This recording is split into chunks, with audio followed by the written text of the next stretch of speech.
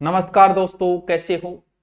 Second add भर्ती में paper out हुआ, पीछे भी होते आए हैं और जब तक नियम नहीं बनेंगे तब तक आगे भी होते रहेंगे।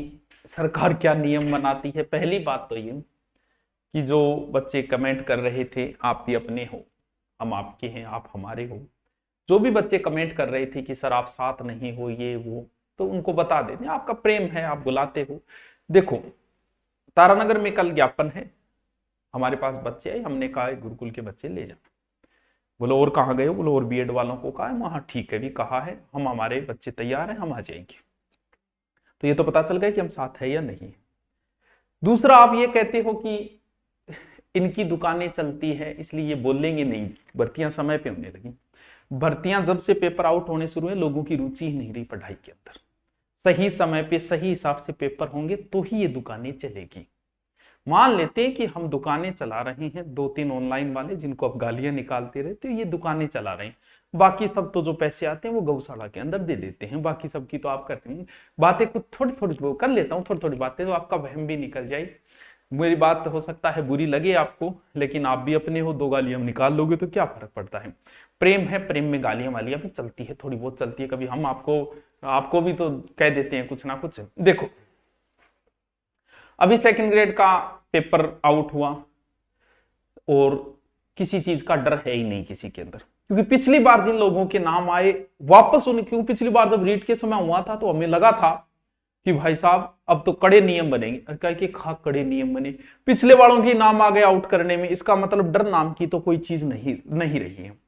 जब भी ऐसा कोई मामला होता आगे वाले पेपर में, बोले जी सिक्योरिटी बहुत टाइट है। मैं को टाइट सिक्योरिटी में क्या है, बोलो अब की बार टाइट सिक्योरिटी इतनी है कि जूता पहनकर नहीं जाने देंगे, कोट पहन के नहीं जाने देंगे, बाड़ी काट लेंगे, नाक वाड़ी काट लेंगे, नथनी काट लेंगे, वो आभूषण सब काट लेंगे। ये है सरकार की टाइट सिक्योरिटी। फिर भोगड़ो, पेपर तो एक एक महीने पहले निकल जाए। अरे थे बटे लोग चड्डियां कटाता फिर बट्टे पेपर थोड़ी पड़ी है। सरकार को ये नहीं, ये टाइट सिक्योरिटी के नाम पे सरकार की यही है कि बेचारा गंजली पिराई मां बेच देगा, या वो काट लेगा, वो कटवा लेगा, या ना कर काट लेगा, कान काट लेगा। यार पेपर कहां से आउट हो रहे, खाज कहीं हो रही है, तुम कर कहीं रहे हो खाज। सरकार को समझ में ही नहीं आ रहा है। सत्य बात है कि इसको ये नहीं पता कि इसको रोका कैसे जाए। ना कि कोई वहां कुर्तियां में कोई पेपर दाब की थोड़ी ले है, जबकि इन्हें ये नहीं पता पेपर जहां से बन रहे हैं तुम्हारे वहां से आउट हो रहे हैं पेपर। लोगों को पूरे पूरे पेपर मिले, किसी को डर नाम की कोई चीज है ही नहीं। क्यों नहीं है? क्योंकि इस बात का सबको पता है। एक बहुत सारे बंदे, पिछली बार एक एसआई वाले ने कहा था कि मैंने 80 लगा दिए थानेदार, किसी ने कहा था कि मैंने पता नहीं कितने आरएस बना दिए। डर इसलिए नहीं है कि उसे पता है एक बार पैसे देके ज्वाइनिंग मिल गई ना, फिर जांच हो जाओ और मैं भ्रष्ट मिल गया तो भी मुझे बाहर नहीं किया जाएगा।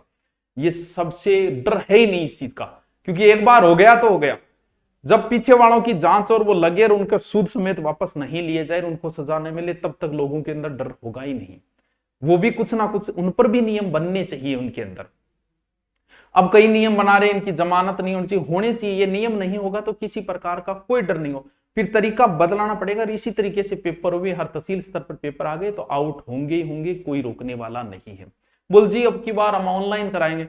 अरे तुमसे ऑफलाइन नहीं रुक रहे, ऑनलाइन चोरी तो तुम रोक ही नहीं सकते कभी। ऑनलाइन के अंदर तो इतने घाघ बैठे हैं, ऑनलाइन अगर पेपर कराओगे तो चोरी रुक ही नहीं सकती, तुम पकड़ ही नहीं पाओगे कि किसने कर दिया, कहां से पेपर उठा लिया, आउट कर दिया। ऑनलाइन में तो इतने इतने एक्सपर्ट लोग बैठे हैं। अब आंदोलन जैसे भी होता है, आंदोलन की बात बताऊं आपको, प्रेम कोई बताने से नहीं होता। आप हमसे प्रेम करते हो, हमें पता है इस बात का, हमें पसंद करते हो, पढ़ना चाहते हो, यहां दूर दूर से बच्चे आते हैं, यही लक्षण है कि आप हमसे प्रेम करते हो। हम आपसे करते हैं कि नहीं करते, अभी ऐसे तो मैं बता नहीं पाऊंगा, क्योंकि प्रेम महसूस करने की वस्तु, ना कि बताने कि मेरी एक एक सांस मेरे विद्यार्थियों के लिए, एक एक खून का कतरा, एक एक शीरा, एक एक नाड़ी, एक एक धौनी, दिल ही आपके लिए धड़कता है। ये तो है भावनात्मक बातें, प्रदर्शन वाली बातें, आपको महसूस करना है। ऑनलाइन की दुनिया में छोटा मोटा नाम है, जब भी छोटा सा भी नाम हो जाए किसी व्यक्ति का ना, और बच्चे उससे पढ़ना चाहते हैं, तो वो अपनी इतनी महंगी फीस रखता है कि जिसकी कोई कल्पना नहीं कर सकता। ऐसा ही होता है, हर शहर के अंदर होता है। कुछ ही ऐसे लोग होते हैं जिनका नाम हो जाए, बच्चे उनसे पढ़ना चाहे, वो अपने आप को बच्चों के लिए बेच देते हैं। हमने अपने आप को बेच दिया बच्चों के प्रेम के आगे। यहां जब दूर दूर से यहां पढ़ने के लिए मेरे पास आ रहे हैं, मैं जयपुर होता तो वहां भी आते, जिस मुंह मांगी फीस देते वो पढ़ने के लिए, और मैंने अपने आप को 300 रुपये तक में बेच दिया।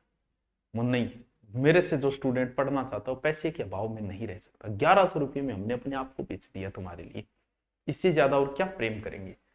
क्योंकि प्रेम ये चाहता है कि चीजें भरी रहे। हम ये चाहते हैं कि 1100 यानी फ्री आ जाओ, लेकिन पढ़ लो, आप भरे रहो, हमें अच्छा लगता है जब आप आते हो। ये नहीं है कि अब पैसे के अभाव में कोई बच जाए। 1100 फीस होने की वजह से बहुत सारे नालायक आ जाते हैं मजा लेने के लिए, 1100 तो है, एक वेगड़ी ले लेंगे, कोर्स ले लेंगे, हमें इसका नुकसान भी होता है। कोई हमारे गुरुकुल की जानकारी लेना जो कोई, और यही हमारी फीस अगर होती ना 50,000, एक ही नहीं आता, एक ही नालायक आके नहीं बैठता, पढ़ने वाले आके बैठते, इसका हमें नुकसान भी होता है। लेकिन फिर भी हम आपके प्रेम के आगे बिक गए। हमारे लिए भी बहुत दरवाजे खुले थे, बड़ी बड़ी फीस वाले, लेकिन मैं अपनी प्यास दरिया के मुंह पे मार आया। ये हमारा प्रेम है आपके लिए। हमें पता है कि अब जो कमेंट आ रहे थे वो मैंने एनालिसिस करवाए, वो 10-12 ही जने थे इधर उधर लगे हुए थे। क्योंकि स्टूडेंट तो सिर्फ रिक्वेस्ट करेगा और बोल देगा गुरुजी आ जाओ, आपको 2-3 ऑनलाइन है, बाकी सब ऑफलाइन है, और आप हमें ही बोलते हो दुकान दुकान। तो भाई हमने दुकान खोल रखी है, बाकी सब ने गौशालाएं थोड़ी खोल रखी है। आप बताओ क्या वो गौशाला में देते हैं सारे पैसे? आपका जयपुर में आंदोलन था, किनका कायदा था आने का? वहां की कोचिंग वालों का था। वहां की कोचिंग वाले, कॉलेज वाले, बीएड वाले सारे आपके पास स्टूडेंट भेजते। आप गाड़ियां मुझे निकाल रहे, तुम बताओ जयपुर आंदोलन है, मैं यहां से बच्चे कैसे भेजूंगा? आप उन कोचिंग वालों के, एक ही कोचिंग वालों के खिलाफ नहीं बोल रहा है, ऑफलाइन वालों के एक भी नहीं इधर, बस ट्रेंडिंग करवा लो, उत्कर्ष को करवा लो, सुभाष चारण को कर दो, फिर आशु जी को कर दो। क्या हम तीन ही लूट रहे? हम तीनों की दुकान थोड़ी है। आप बताओ भाई, बाकी सब क्या है? भी जयपुर में आंदोलन हो तो आपका हक बनता है उन कोचिंग वालों को कहना कि आपने बच्चे क्यों नहीं भेजे। कल तारानगर में है तो मैं भेजूंगा, अब मैं जयपुर कैसे भेज दूंगा बच्चे? अगर वहां 50,000 कम से कम बच्चे पढ़ते हैं जयपुर में, कम से कम एक कोचिंग वाला 500 बच्चे भी भेजता ना तो पूरा जयपुर जाम हो जाता। लेकिन नहीं, आपको लगता है कि हमने नहीं भेजे, हम कैसे भेजेंगे यहां से? हम सिर्फ सूचना दे सकते हैं, टेलीग्राम पे, व्हाट्सएप पे दे सकते हैं, हमारे पास बड़ी ऑडियंस है, हम सूचना दे सकते हैं। आपकी एनर्जी को दूसरी दिशा में वेस्ट किया जाता है, इस चीज का आपको पता ही नहीं चल रहा है। क्योंकि दो धड़े बने हुए कोचिंगों के अंदर, एक ऑनलाइन वाला, एक ऑफलाइन। ऑफलाइन वाले अगर आपके ग्रुप में आ गए तो ऑनलाइन वालों की बुराई करेंगे, ऑनलाइन वाले आ गए तो ऑफलाइन वालों की बुराई करेंगे। काम तो कुछ था, आपको लगा दिया किसी और काम के लिए। पीछे कई आंदोलन हुए, भले ही वो सेकंड रीट से संबंधित हो, भले पुलिस से संबंधित, भले ओबीसी रिजर्वेशन। जैसे आंदोलन होता है, बोल आंदोलन कर रहे हैं तो पहले दिन बोल जी आंदोलन कर रहे हैं तो करो, उत्कर्ष को ट्रेंड लाओ, ट्रेंडिंग में लाओ, ट्विटर अभियान चलाओ। एक दिन वेस्ट कर देते हैं इसके पीछे, फिर वो आ जाते हैं, बोले आ गया, अब बोले अब चार्जिंग कर लो। 3-4 दिन तो आपकी एनर्जी को इस तरीके से वेस्ट कर दिया जाता है। हमारे आने से क्या होगा भाई? हम तो आगे, क्या हम एमएलए हैं? क्या हम एमपी हैं? क्या हम विधानसभा में बैठ के नियम बनाने वाले? हम नहीं है। नियम बनाने वालों को तो आप बोल ही नहीं रहे हो। आपको लगता है कि हमारी वजह से सब कुछ अटक रहा है, हमारी वजह से नहीं अटक, हम आगे। आपको लग रहा है कि हम ना एमएलए ना एमपी। यार सरकार किससे डरती है? जिसके पास पावर है उससे डरती है। करोड़ीमल मीणा जब बोलता है ना तो भाई साहब सरकार की हालत है, क्योंकि बंदे के पास पावर है, उससे डरती है। वो बोलते हैं ना सरकार को ध्यान देना पड़ता है, सब मीडिया वाले चले जाते हैं, हमारे बोलने से कौन है? कौन मीडिया वाला आया मेरे पास? बताइए, एक ही नहीं आया। उनके पास जाते हैं, क्योंकि नियम बनाने वाले पद और पावर होना चाहिए, उनके पास पावर है यार। ओबीसी आरक्षण के तहत आप ओबीसी के नेताओं को ट्रेंड करते कि आओ हमने वोट दिए तुम्हें, आओ। आप हमें कर रहे हो, हमारे पास क्या है भाई? विधानसभा के बाहर चिल्लाने वाले हैं हम, अंदर चिल्लाने वाला चाहिए तुम्हें। नियम तब बनेंगे जब अंदर बैठने वाला चिल्लाएगा। आप 5 नेताओं को साथ करके तो देखिए इस आंदोलन में, फिर देखिए नियम कौन कहता है नहीं। आपको क्या लगता है? मेरा सो गहलोत जानता है? भैया नहीं जानता। हमारे तो हमारे वाला विधायक भी नहीं जानता, यहाँ वाला एमएलए भी हमें नहीं जानता, यहाँ का थानेदार हमारा चालान काट देता है। आप सोच रहे हो हम बहुत बड़े नियम बनाने वाले? नहीं यार, तो आपको लग रहा है ये, हमें तो पता है हमारी हकीकत का कि हम क्या है। बस इतना है कि स्टूडेंटों को सूचना देने का हमारे पास बड़ा माध्यम है, इसके अलावा कुछ नहीं है। यहां आंदोलन होंगे हम आ जाएंगे, लेकिन अगर आप जोधपुर आंदोलन कर रहे हो तो जोधपुर कोचिंग वालों को बोलिए, फिर वहां नहीं भेज रहा उसको टारगेट कीजिए। अगर आप प्रतापगढ़ में कर रहे हो तो प्रतापगढ़ के बीएड बीएसटीसी कॉलेज वालों कोचिंग वालों को कीजिए कि आंदोलन कर रहे हैं कल बच्चे भेज देना, और जो नहीं भेजता है उनको करो टारगेट। अब प्रतापगढ़ में आप आंदोलन करो, टारगेट हमें कर रहे हो, हम यहां से प्रतापगढ़ बच्चे कैसे भेजेंगे?